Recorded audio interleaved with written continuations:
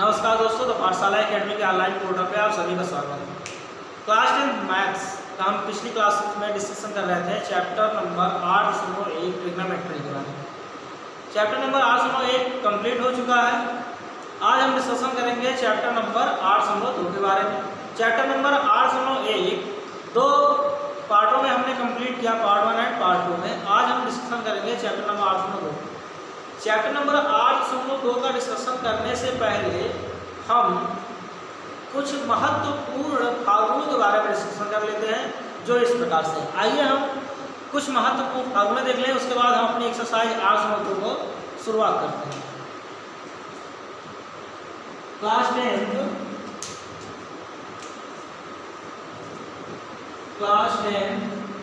Maths NCERT pattern पर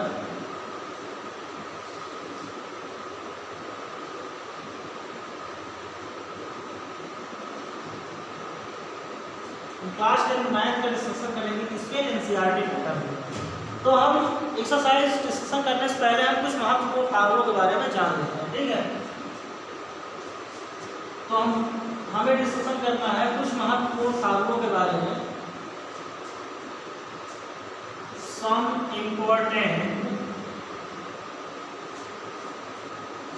important फार्मूले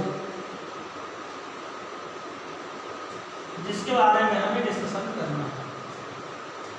तो फार्मूले हमारे हैं इस प्रकार से हैं। sin 2a equal to sin a into cos a।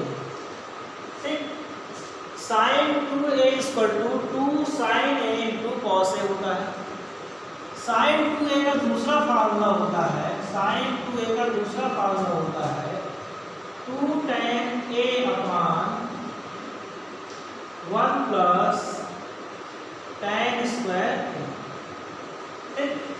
पहला formula sin 2a equal to 2 sin a into cos a, दूसरा फार्मूला 2 sin 2a का 2 tan a upon 1 plus tan square a। अब दूसरे फार्मूले पे आते हैं cos 2a। किसके? cos 2a। तो cos 2a का फार्मूला होता है cos square a minus sin square a। cos 2a का दूसरा एक फार्मूला और होता है, वो क्या होता है 1 minus 2 sin square a। 1 minus 2 sin square a। cos 2 का एक और फार्मूला होता है, वो क्या होता है 2 cos square a minus 2 cos square a minus 1। तो हमने देखा क्या, sin के 2 फार्मूले, cos 2a के 3 फार्मूले। तो sin 2a equal to 2 sin a into cos a। sin 2 equal to एक और होता है 2 tan a upon 1 plus tan square a। cos 2 equal to cos square a minus sin square a। cos 2 equal to 1 minus 2 sin square a। cos 2 equal to एक formula और होता है 2 cos square a minus 1। तो ये cos 2a और sin 2a के फार्मूले हैं। इसको आप नोट करिए, इसके बाद और भी महत्वपूर्ण फार्मूले हैं, उनको भी हम नोट डाउन करते हैं, ठीक है। जल्दी से आप इसको नोट करिए।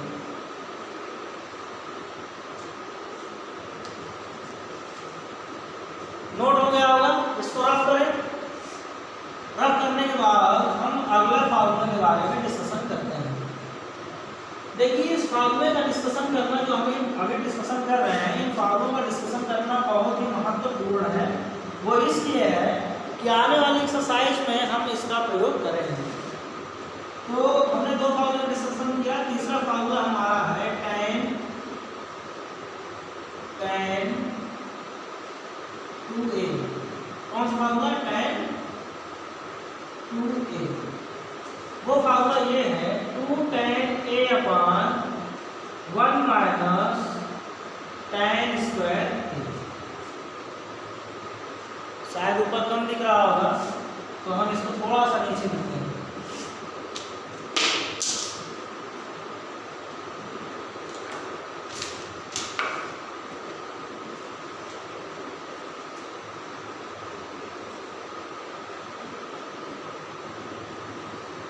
tan 2a equal to 1 minus tan square a। ठीक, ये फार्मूला होता है। अब चौथा फार्मूला हमारा होता है tan से related tan a minus b। tan क्या? tan a माइनस b का। तो tan a माइनस b का फार्मूला होता है tan a minus tan b upon 1 plus tan a into tan b। ठीक, tan a minus b equal to tan a minus tan b upon 1 plus tan a into tan b होता है। पांचवा formula हमारा होता है tan a plus b equal to tan a plus tan b upon 1 minus tan a into tan b। यह हमारा tan a plus b का formula होगा। ठीक,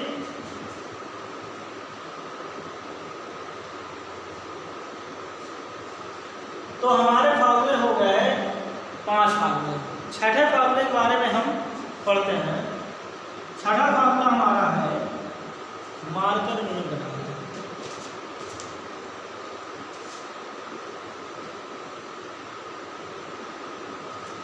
छठा फार्मूला हमारा है sin a plus b।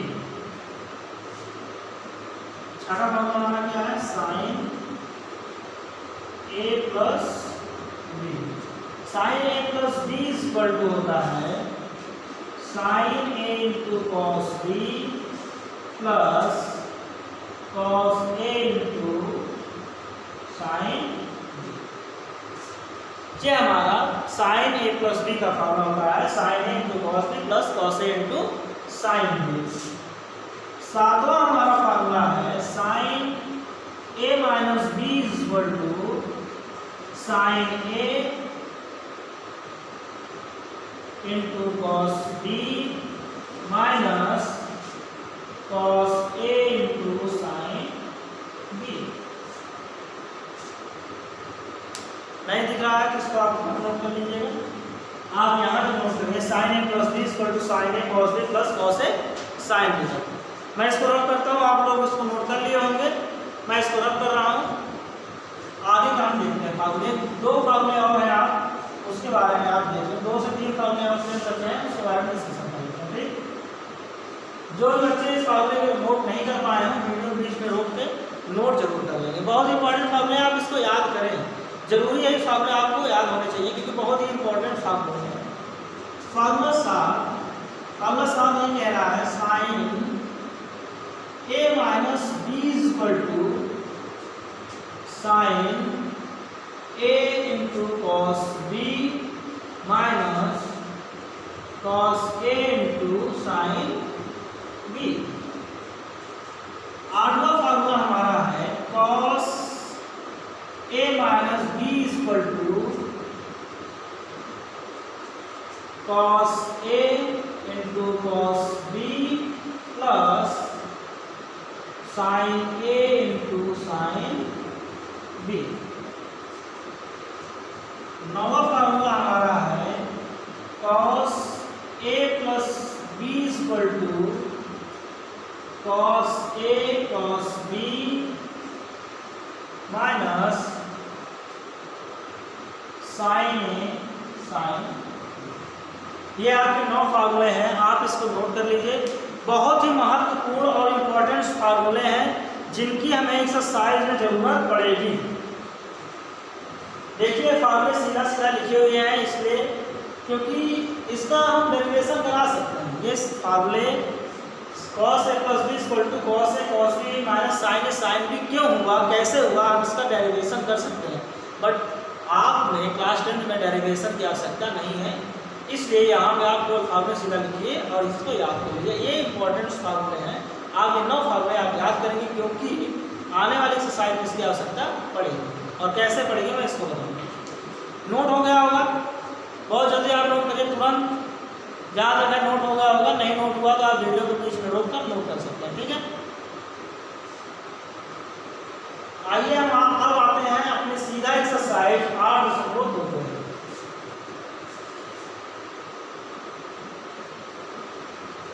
Exercise 8.2 पे। एक्सरसाइज 8.2 क्या है, पढ़ा रहे हैं ट्रिग्नोमेट्री। कौन सा टॉपिक हमारा चल रहा है, ट्रिग्नोमेट्री चल रहा है। तो ट्रिग्नोमेट्री हमारा चल रहा है, कौन सा टॉपिक हमारा चल रहा है, ट्रिग्नोमेट्री टॉपिक चल रहा है।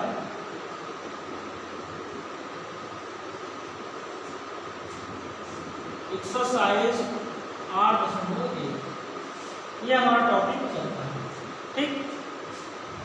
तो इसका 8.1 का हम पहले क्वेश्चन का डिस्कशन करते हैं। पहला क्वेश्चन क्या है, तो एक्सरसाइज 8.1 का पहले क्वेश्चन का पहला क्वेश्चन, यानी कि क्वेश्चन 1 में 5 पार्ट दिए गए, 1 2 3 4 और 5 रोमन अंक में लिख रहे हैं, ठीक। तो क्वेश्चन नंबर पहले का पहला हम देख रहे हैं, हमें निकालना है साइन 60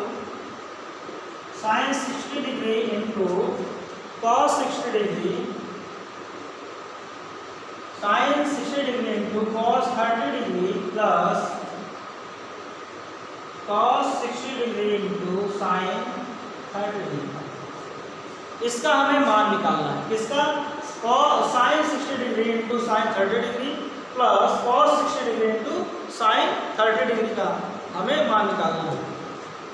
तो हम इस मान को कैसे निकालेंगे, तो आपको मैं इसको 2 मेथड से पढ़ाऊंगा। तो फर्स्ट मेथड आपका ये है,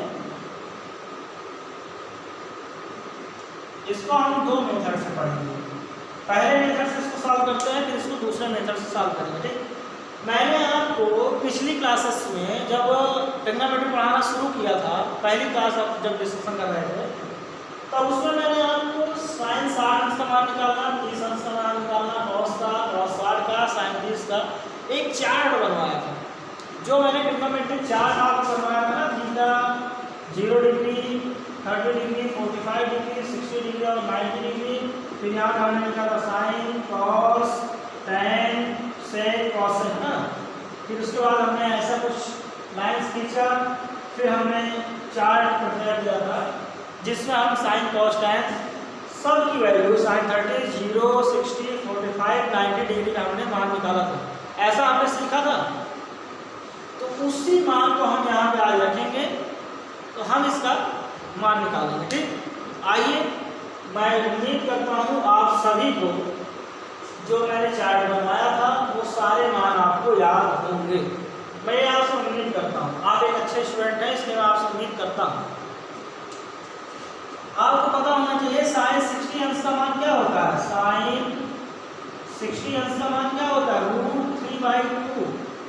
एक बार आप चार्ट में गौर करिएगा, √3/2 होता है। कॉस 30 अंश का मान क्या होता है, आपको मैंने चार्ट में बनवाया था, cos 30 डिग्री का मान √3/2 होता है। होता है नहीं होता है? मैंने आपको चार्ट में cos 60 अंश की वैल्यू बताई थी, होता है 1/2, और sin 30 अंश का भी मान मैंने आपको बताया था, ये होता है 1/2। ऐसा कुछ मैंने जब चार्ट बनवाया था लिखवाया था नहीं, sin 60 अंश का मान ये, cos 30 अंश का मान ये, cos 60 का ये और sin 30 का ये, ऐसा चार्ट में लिखा हुआ होगा। आप चार्ट एक बार देखेंगे, आप नहीं कह सकते सर आपने कुछ नया ला दिया क्या, नहीं दिया, ये नया कुछ नहीं है। मैंने आपको चार्ट बनवाया था, उस चार्ट में इसके सारे मान दिए हुए हैं, ये नया कुछ है नहीं कि मैंने इसको अपने संभाल लिया, ऐसा कुछ नहीं है। ये चार्ट बनवाया गया था, उस चार्ट में सारे मान लिखे हैं, ठीक है। आइए हम क्वेश्चन अब सॉल्व करते हैं। आपको मान पता ही हो गया, आइए हम पता करते हैं।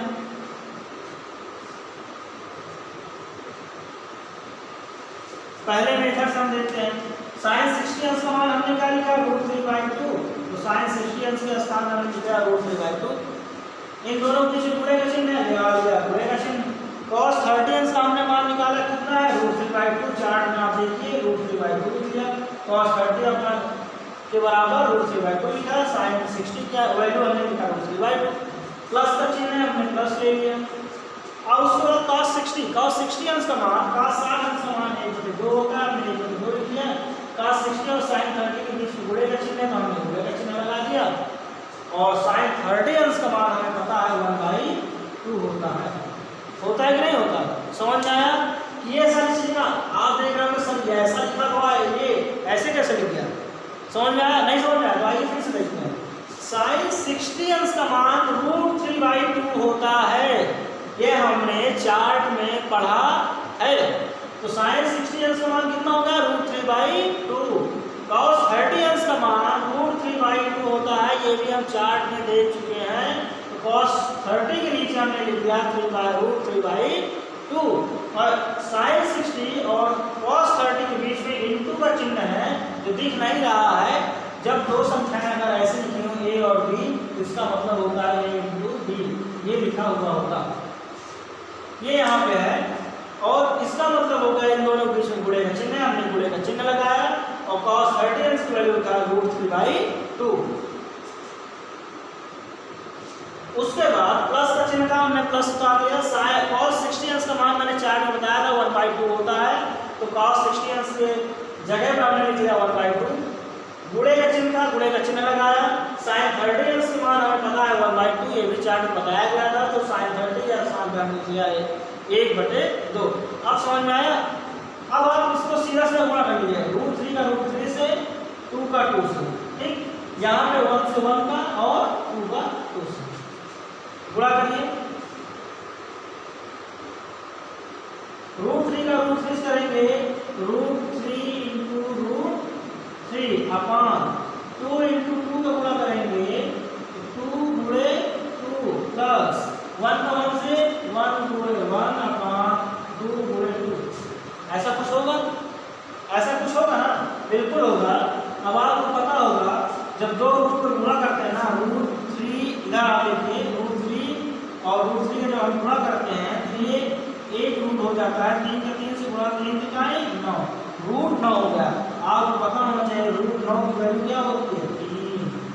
ये होती है कि नहीं होती है? बिल्कुल होती है। तो यहाँ लिखेंगे √9। क्यों? 3 × 3 3 × 9, 2 × 4, ये हो गया 4। प्लस का चिन्ह है, प्लस का चिन्ह लगा दीजिए। 1 का 1 से गुणा किए तो 1 आया, 2 से 2 को गुणा किए तो 4 आया। इतना आया, इतना आ गया।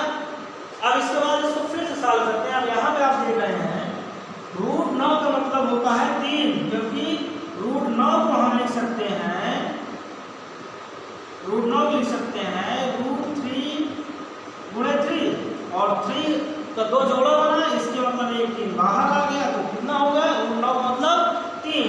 तो हमने लिख लिया 3/4 है, लिख लिया 4 प्लस 1/4, तो इसमें अब एलसीएम लेना भैया तो आपको आ रहा होगा, एलसीएम लेने आपको आ रहा होगा ना, तो आप एलसीएम ले लीजिए। जब आप एलसीएम लेंगे, इसको एलसीएम आप ले रहे हैं, तो 4 एलसीएम हो गया आपका, कितना? 4। आपका 4 क्या हो गया? एलसीएम हो गया। शायद न दिख रहा हो आपको, तो आप यहाँ देख लीजिए। इसके बाद आप इस यहाँ में देखिए, ये लिखा हुआ था √9/4 प्लस 1/4, 4 यहाँ से एलसीएम हो गया। अब इस 9 को हमने सॉल्व कर लिया, √9 है, इसको हमने सॉल्व किया, ये 3/4 हो गया प्लस 1/4 हो गया। √9 का वैल्यू 3 होता है, ये हो गया, ठीक। अब यहाँ हम देख रहे हैं 4 एलसीएम आ सकता है, तो हम यहाँ से 4 एलसीएम ले लिए। 4 का 4 से भाग दिए तो 1 आया, 1 को गुणा 3 से किए तो 3 रहा, और 4 का फिर से 4 भाग दिए तो 1 ही आया, और 1 को गुणा 1 में किए तो 1 आ गया। 3 और 1 को जोड़ दिया तो 4 हुआ, 4/4, और 4 से 4 का वैल्यू कितनी आ गई? वैल्यू कितनी आई? 1। आंसर हमारा कितना आ गया? 1 आ गया। तो sin 60 × cos 30 plus cos 60 × sin 30 की वैल्यू हमारी कितनी आई? 1। ये पहला मेथड है, आप इसको तुरंत नोट करिए। हमको इसका सेकंड मेथड बताते हैं वो कैसे होगा, ठीक।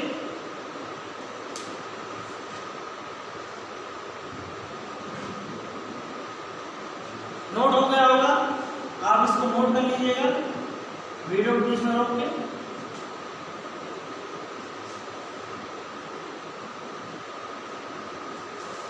देखिए सेकंड मेथड,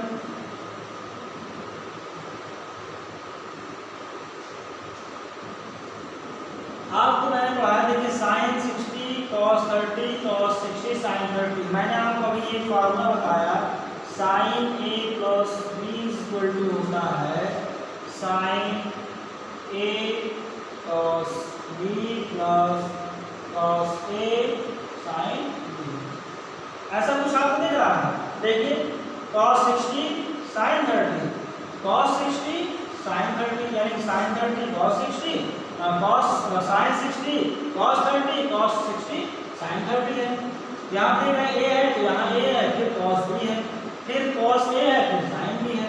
इससे कुछ मिल रहा हो, यानी कि a इक्वल टू 60 है और b इक्वल टू 30। अब आप अगर इसको रख देंगे ना, ये हमने इसके नीचे रख दिया 60 और इसके नीचे रख दिया 30 और इसके नीचे रख दिया फिर 60 और इसके नीचे रख दिया 30। अब आप ये बताओ इस रूप में बन गया कि नहीं बन गया? ये वाला इस रूप में बना, बिल्कुल बन गया। तो अर्थात a इक्वल टू 60 और b इक्वल टू कितना हो गया 30। तो अब आप ये बताइए, तो sine a plus b equal to sine a cos b plus cos a sin b होता है। तो जब यहाँ लिखा हुआ sign 60 sign cos 30 cos 60 sin 30, इसको हम क्या लिख देंगे? फार्मूला बनेगा आपका क्या, साइन 60 प्लस 30 का बनेगा कि नहीं बनेगा? यही फार्मूला लिखा हुआ है, ये उसी का संक्षिप्त रूप ये है। तो ये लिखा हुआ ना, हमने लिख लिया, ये हो गया। अब आप जोड़ लीजिए, साइन 60 प्लस 30 साइन 90, आपको पता है साइन 90 वैल्यू क्या है 1 है, हमने इसको बताया था, चार्ट में इसका डिस्कशन किए थे। तो आप बताइए इस फार्मूले का पहला प्रयोग हमें पता चला कि नहीं? क्यों हम वहाँ नौ फार्मूले क्यों लिखे थे? इसलिए लिखे थे कि हमें इसके चैप्टर में इस फार्मूले की जरूरत पड़ेगी। ठीक है, ये आपका दूसरा मेथड हो गया। आप इसको नोट करिए, क्वेश्चन नंबर नेक्स्ट पे आते हैं। नोट हो गया होगा, वीडियो को आप बीच में रोक के नोट जरूर कर लीजिएगा। इसको मेथड फर्स्ट और मेथड सेकेंड दोनों मेथड को आप नोट करिए, बहुत ही इम्पोर्टेंट है। ठीक, तो मैं इसको रख रहा हूँ, ठीक है।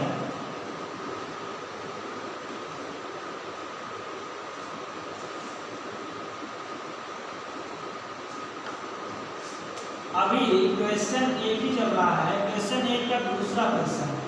क्वेश्चन एक का दूसरा क्वेश्चन है, वो क्या कह रहा है, 2 tan square 45 degree plus cos square plus cos square 30 degree minus sin square 60 degree. इसको हमें सॉल्व करना है। क्या सॉल्व करना है हमें सॉल्व करना है 2 tan square 45 degree plus cos square 60 degree minus sin square 30 degree. हमें इसको सॉल्व करना है। सॉरी, ये 30 है और ये 60 है। हमें इसको सॉल्व करना है। 2 tan square 45 degree plus cos square 30 degree minus sin square 60 degree. हमें इसको सॉल्व करना है। आपको मैंने बताया था tan का फार्मूला, tan 45 अंश का मान कितना होता है? 1 होता है। तो tan 45 अंश का मान 1 हो गया और स्क्वायर लगा हुआ था, हमने स्क्वायर लगा दिया। cos 30 का अंश का मान मैंने अभी डिस्कशन किया, cos 30 अंश का मान √3/2 होता है। तो cos 30 का √3/2 और cos स्क्वायर लगा हुआ है, इसलिए सबका स्क्वायर माइनस sin 60 अंश की वैल्यू होती है √3/2। ये हम चार्ट में पढ़ चुके हैं। तो sin 60 अंश नीचे लिखेंगे √3/2 और इसका स्क्वायर, क्योंकि स्क्वायर था। अब सबका स्क्वायर कर लीजिए। अब आप बताइए 1 का स्क्वायर कितना होता है? 1 ही होता है, तो 2 × 1 प्लस √3/2 का स्क्वायर करेंगे तो √3 का जब स्क्वायर करेंगे तो √3 यानी कि रूट हट जाएगा, 3/2 का स्क्वायर करेंगे तो 4 आएगा माइनस √3 का स्क्वायर करेंगे तो केवल 3 बचेगा, रूट हट जाएगा और 2 का स्क्वायर करेंगे तो कितना आएगा 4। अब आप देखिए प्लस का 3/4 माइनस का 3/4 ये आपस में कट जाएगा, 0 हो जाएगा।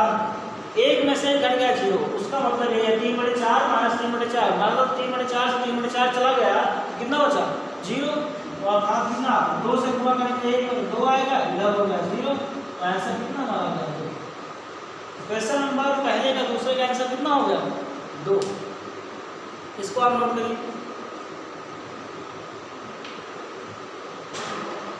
बहुत इजी है, जब आपको ये सब मान पता है तो आप उस मान को रख दो। नहीं समझ आया है तो एक बार आपको फिर से बता दो। 2 tan square 45 plus cos square 30 minus sin square 60 अंश का हमें मान निकालना है, ठीक। tan 45 अंश का मान हमने 4 में पढ़ा है, आप एक में कर देते हैं। tan 45 अंश का मान हमने पढ़ा है 1 होता है, और ये लिखा क्या हुआ है tan स्क्वायर 45, यानी कि tan 45 का स्क्वायर, ये लिखा हुआ है इसमें tan स्क्वायर 45 का मतलब होता है tan 45 का स्क्वायर। तो 45 का समान कितना है 1, हमने लिख दिया 1 का स्क्वायर हो गया। 1 का स्क्वायर हुआ नहीं, 1 का स्क्वायर कर दिया जो हम लिखे यहाँ पे सेम वही। अब बताइए cos 30 cos स्क्वायर 30 लिखा है, cos 30 का मान हमें पता कितना है √3/2 हमने लिख लिया, और उसका स्क्वायर लगा दे, इसलिए इसका स्क्वायर लगा लिया, सेम कंडीशन में, ठीक। माइनस sin स्क्वायर 60 अंश, तो sin 60 अंश की वैल्यू हमें पता है √3/2 होता है, और √3/2 हमने sin 60 में लिखा, स्क्वायर लगा दे, इसलिए स्क्वायर लिख लिया, जैसे हमने स्क्वायर सॉल्व किया, सेम कंडीशन में। समझ में आया? अब 2 का स्क्वायर करेंगे तो 1 ही रहेगा, तो अगर 1 का स्क्वायर आप 1 का स्क्वायर क्यूब 4 घात 5 घात 10 घात लगा दीजिए, कितना रहेगा 1 ही रहेगा। 1 का मान आप बदलेगा नहीं, आज इतनी घात लगा दीजिए, तो 1 का स्क्वायर के लिए 1 ही बचा। √3/2 का जब स्क्वायर करते हैं तो √3/2 का स्क्वायर कर देंगे, किस प्रकार से √3/2 का स्क्वायर वर्क कर रहा है। √3/2 लिखा हुआ है, इसका स्क्वायर है, इसका मतलब ये हो गया √3 × √3/2 × 2, ये हुआ √3 आपस में जब मल्टीपल हुए तो √9 बने, 3 3 जा 9, 3 3 जा 9, और 2 का 2 से मल्टीपल किए तो 4। आपको पता है √9 की वैल्यू क्या होती है 3/4, तो √3/2 का स्क्वायर कितना होगा 3/4, ये हमने यहाँ सॉल्व किया, इसको आप देखिए, और सेम ये भी है √3/2 का स्क्वायर तो 3/4 है। अब आप ये बताइए, मान लीजिए आपके पास 2 आम थे, कितने 2 आम थे, आपके पास कितने आम थे, आपके पास 2 आम थे, आपने दोनों आम मोहन को दे दिया, तो बचा कितना 0 बचा कि नहीं। जैसे आपके पास 2 रुपए थे, आपके पास कितना था 2 रुपए था, हमने कहा ये अपना 2 रुपए आप किसी दूसरे पर्सन को दे दीजिए, आप उसको दे दिए, तो आपके पास कितना पैसा बचा 0, तो वही तो है 3/4 में से 3/4 चला गया, 3/4 था और 3/4 हमने किसी और को दे दिया, तो हमारे पास कितना बचा 0 बचा, इससे 3/4 से 3/4 गया, तो हमारे पास बचा कितना 0, तो 0 होगा। 2 से 1 का गुणा करेंगे 2 बचेगा, 2 + 0 मतलब 2, ठीक। आप समझ में आया? बिल्कुल आया, इसको रफ करो, ठीक है। आप इसको वीडियो को बीच में कर देख लीजिए, ठीक है।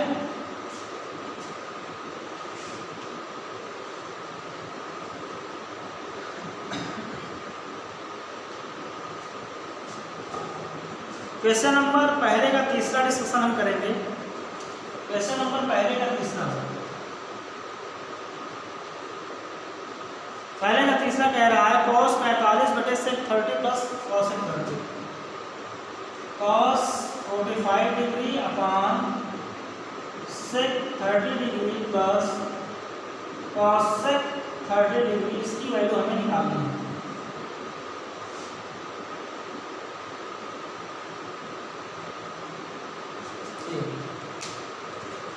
ये हमारा क्वेश्चन है, cos 45 upon sec 30 plus cosec 30, इसकी हमें क्या निकालने की वैल्यू निकालनी है। तो आपको सीधा पता होगा cos 45 वैल्यू क्या है 1/√2, हमने cos 45 के साथ क्या किया 1/√2 रख लिया, अपॉन sec 30 अंश की वैल्यू आपको पता होनी चाहिए, sec 30 अंश की वैल्यू क्या है 2/√3 है, क्यों आपको पता है cos cos 30 अंश की वैल्यू जो होती है वो √3/2 होती है। जो cos होता है, जो sec होता है, sec थीटा इक्वल टू होता है 1/cos थीटा। जब cos थीटा की वैल्यू √3/2 है, इसमें हरा लो तो √3/2 cos थीटा बराबर, अब ये आपस में पलट जाएगा, जब पलट जाएगा तो कितना हो जाएगा 2/√3। तो cos 30 अंश की वैल्यू कितनी आती है 2/√3। ये चार्ट में बनवाया गया है, ठीक है, कहीं और ढूंढने की जरूरत नहीं है कि आप समझ रहे हैं कहीं और से लिख दे रहे हैं, बिल्कुल है, चार्ट में बनवाया है। cos 30 अंश cosec 30 अंश की वैल्यू आपको पता है कितनी है 2। cosec 30 अंश की वैल्यू कितनी है 2। cosec 30 अंश की वैल्यू कितनी है 2 है। हमने इसको चार्ट में पढ़ रखा है। cos 45 अंश की वैल्यू हमें पता है √1/√2 होता है। हमने cos 45 का स्थान 1/√2 लिखा, फिर बटे का चिन्ह था, हमने आप बटे का चिन्ह लगाया, मतलब अपॉन sec 30 अंश की वैल्यू हमें पता है √3/2 है, तो sec 30 का स्थान हमने लिख दिया 2/√3। cosec 30 प्लस था, हमने प्लस लगाया, cosec 30 अंश की वैल्यू हमें पता है √3 है, तो हमने यहाँ लिख दिया 2। अब इसको आगे सॉल्व करते हैं। आगे कैसे सॉल्व करेंगे, लिखा है 1/√2, इसको लिखा रहने दीजिए, लिखा है या आप इसको कुछ मत बोलिए। 2 के नीचे आप 1 रख सकते हैं, तो 2 √3 और 1 का एलसीएम लेंगे √3 आएगा। आपने एलसीएम ले लिया, कितना आया आपका √3 आया। तो भैया √3 से √3 में जब आप भाग देंगे तो कितना आएगा 1, और 1 का गुणा जब आप 2 से करेंगे भैया कितना आएगा 2, 2 एकम 2। फिर 1 का भाग √3 से देंगे भैया तो कितना बचेगा √3 पूरा बचेगा। √3 गुणा आप 2 से करेंगे कितना हो जाएगा 2√3। अब देखिए 2 3 से गुणा नहीं होगा अंदर जाके, क्योंकि ये एक पूर्ण संख्या है और ये अपरिमेय संख्या है। ये अगर पूर्ण संख्या होती तब अंदर जाती, या तो दोनों ऋण में होते तब अंदर गुणा होते, ऋण में नहीं है इसलिए गुणा नहीं होगा। देखिए जो आपने देखा था अभी आपने सोचे √3 था सर, आपने गुणा कर दिया, इसको आपने √9 बना दिया, तो सर आप इसको 2 गुणे √3 को √6 क्यों नहीं बना दे रहे हैं, अच्छा बना देते हैं। √2 यहाँ पूर्ण वर्ग है, यानी कि पूर्ण संख्या है, 2 है, ये परिमेय संख्या है। अब यहाँ √3 दोनों सेम है, इसलिए ये अंदर चला गया। अगर यहाँ भी ऋण में लगा होता √2 तो इसके अंदर गुणा कर सकते थे, लेकिन ऋण नहीं लगा इसलिए इसके अंदर गुणा नहीं कर सकते, ठीक, इसलिए ऐसे ही लिखा है, ये ऐसा लिखा है, इसमें हमारा नुकसान है क्या, नहीं नुकसान है। अब इसको आप देखिए पलट लीजिए, 1/√2 लिखा है, 1/√2 लिख लीजिए, इंटू का चिन्ह जब बोए का चिन्ह लगाएंगे तो अंश का हर का अंश हो जाता है, जैसे ये लिखा है ऐसे आप पलट गया, ये हो जाएगा √3 बटे 2 + 2√3 हो जाएगा, नहीं हो जाएगा, ये हो जाएगा। अब आप इसको सॉल्व करेंगे, बिल्कुल इसको आप सॉल्व करेंगे, सॉल्व करने के बाद इसका आंसर निकालेंगे। अब आगे इसको सॉल्व करिए, हम इसको अब क्या करेंगे सॉल्व करेंगे, सॉल्व करिए। तो भैया इसको थोड़ा सॉल्व करने के लिए जगह की आवश्यकता है, तो हम जगह बना लें, ऊपर से इसको कम कर लेते हैं, इसको आप सॉल्व करना है हमें।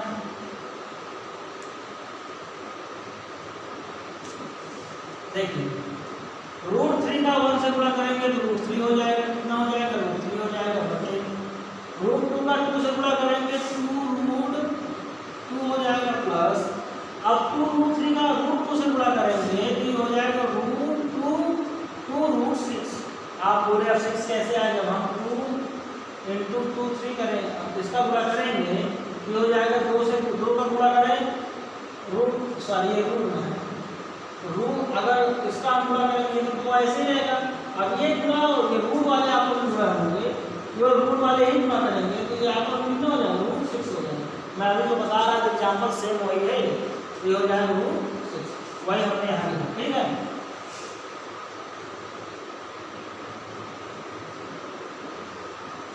वही हमने अभी इसको लिखा। अब आप इसमें 2 कॉमन ले सकते हैं, क्या 2 कॉमन ले सकते हैं, बिल्कुल। अगर आप 2 कॉमन ले सकते हैं तो आप 2 कॉमन ले लेंगे, तो आप इसको ऐसे लिख सकते हैं √3/2 कॉमन लेना है, √2 + √6 बचा। अब आप इसका परमेयकरण कर दीजिए। परमेयकरण का मतलब होता है जो लिखा हुआ है उसको ऊपर नीचे अंश और हर में आपस में गुणा कर देते हैं। ये होता है परमेयकरण करना। परमेयकरण करने वाला √2 प्लस √6 का जब परमेयकरण करेंगे तो √2 माइनस √6 अपान √2 माइनस √6 लिखेंगे, यानी प्लस है तो माइनस, माइनस है तो प्लस लिखेंगे। परमेयकरण करने का मतलब होता है जो संख्या नीचे लिखी हुई है उसको अंश और हर में चिन्ह बदल कर लिख दे बस। तो यहाँ प्लस का चिन्ह था √2 प्लस √6, इसको हमने क्या कर दिया √2 माइनस √6 अपान √2 माइनस √6 कर दिया। तो ये आपस में परमेयकरण इसे करना पड़ेगा। ठीक, इसके नीचे का पोर्शन हम रफ कर दे रहे हैं। आप वीडियो में बीच में रोक करके इसको आप देख लीजिएगा, नोट जरूर कर लीजिएगा। ठीक, अब आइए इसको सॉल्व करते हैं।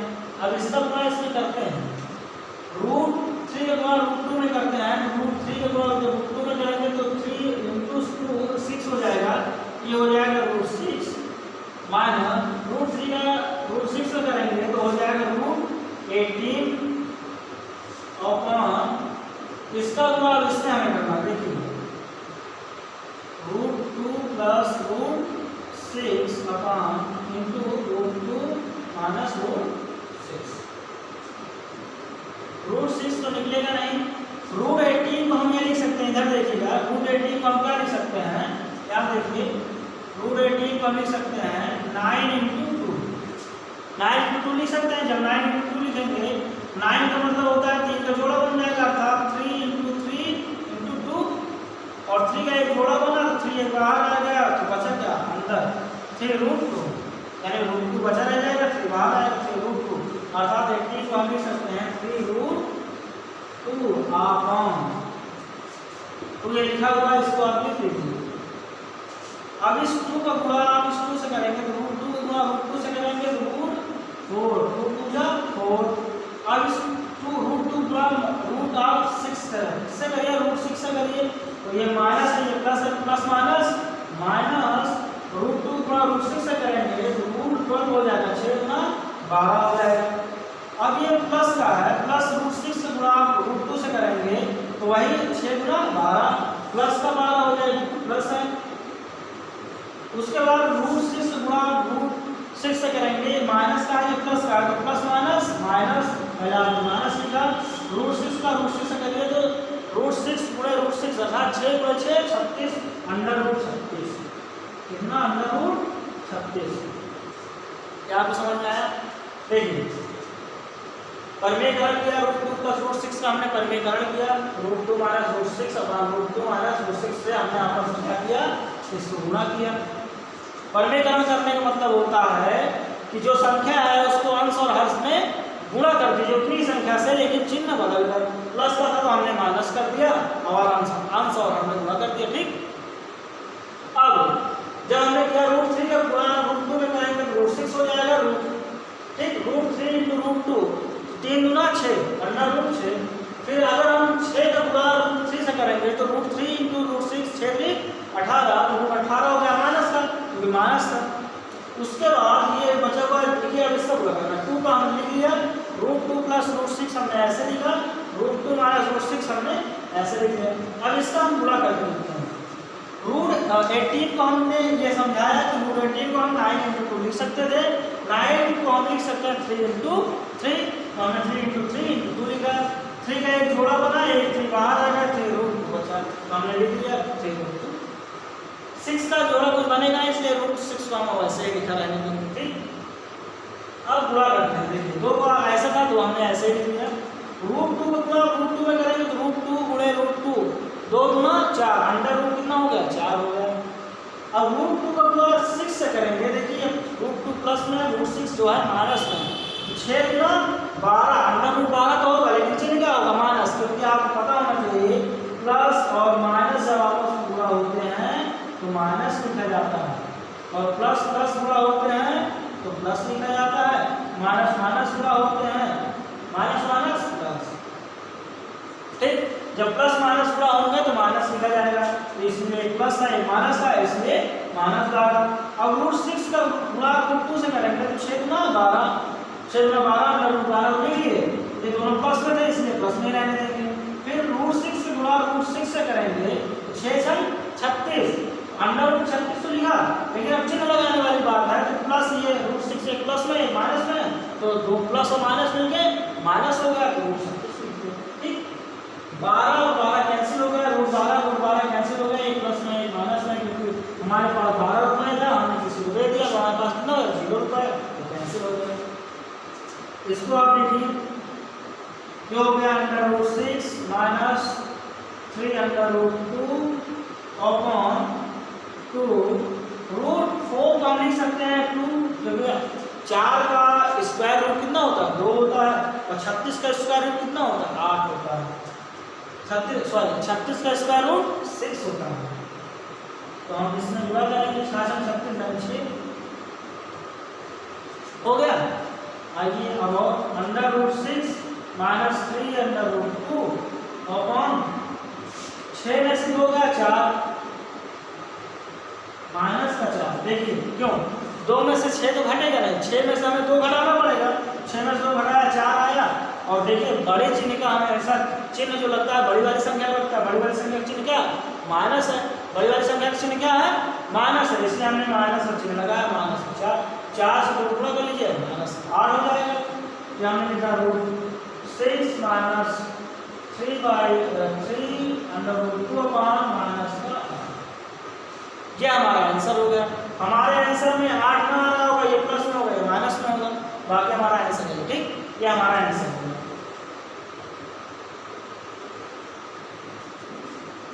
तो 3 सवालों का, पहले 3 सवालों का हमने डिस्कशन किया, क्योंकि थोड़ा बड़े सवाल है, इसमें ज़्यादा कुछ करना पड़ रहा है, इसलिए सवालों में टाइम लग रहा है। आप आगे जो सवाल बचे हुए चौथा, पांचवा, इसके बाद दूसरा, तीसरा, चौथा, ये सारे क्वेश्चन आप सॉल्व करिएगा, कोशिश करिएगा। आएगा नहीं आएगा तो मैं आपको कल क्लास पार्ट 2 में आपको लेक्चर दूंगा।